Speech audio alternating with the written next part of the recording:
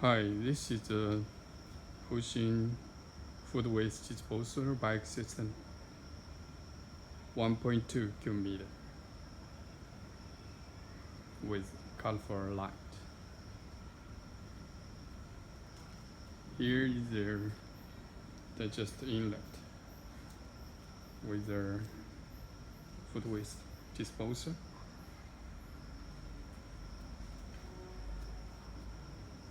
Inlet. Top is the gas pipe. On the other side is the outlet.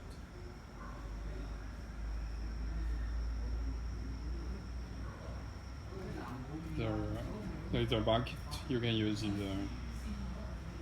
You can collect the biodigester, use it as a fertilizer. Gas. After the dehydrated desulfurizing, we plug the gas pump,